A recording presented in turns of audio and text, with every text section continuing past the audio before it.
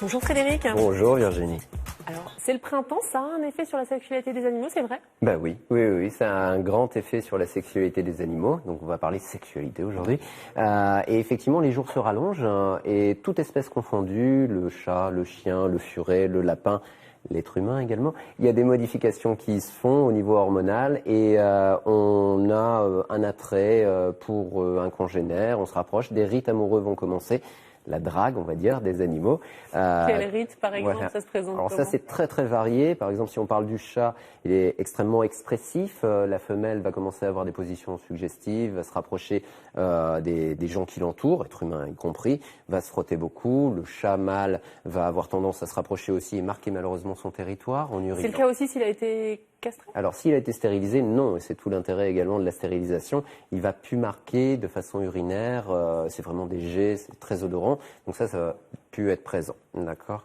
Justement, vous parliez de chat. Delphine qui dit « Laisser une chatte avoir ses chaleurs, c'est cause de cancer plus tard ». Est-ce que c'est vrai C'est tout à fait vrai. C'est-à-dire que ça, c'est dans les risques, justement, si on laisse la reproduction pouvoir se produire, ou du moins les chaleurs. Et pour la chatte, par exemple, si on la stérilise pas tôt, et tôt, ça veut dire 6 mois, 1 an, on connaît un risque de tumeur mammaire. Pour la chienne, ça va être plutôt des tumeurs utérines.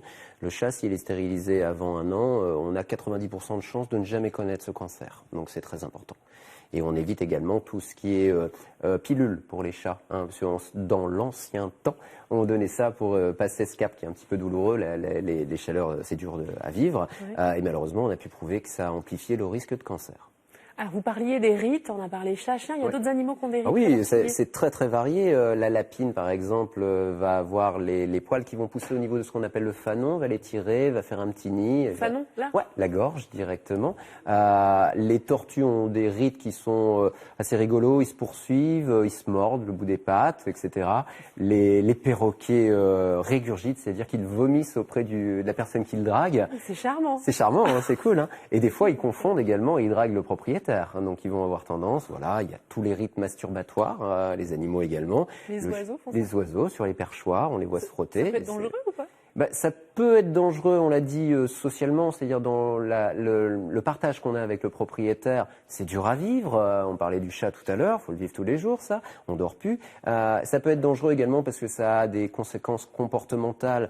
Pour les perroquets, par exemple, ils peuvent connaître des maladies de dépression, on appelle ça les frustrations sexuelles, c'est très très fort. Ensuite, on parlait des maladies si jamais on laisse ces chaleurs parler.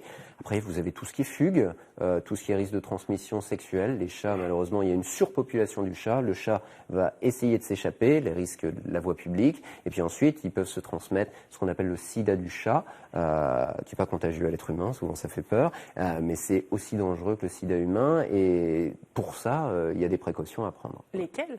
Alors, les précautions sont la stérilisation. Pour le chat, ça paraît, si on veut vivre avec un chat à l'intérieur, fondamental. Aussi bien le chat mâle que le chat femelle. Et ensuite, pour toutes les autres espèces, avoir les bons comportements. Ne pas les encourager, sinon ils se plantent d'espèces et c'est vous qui draguez.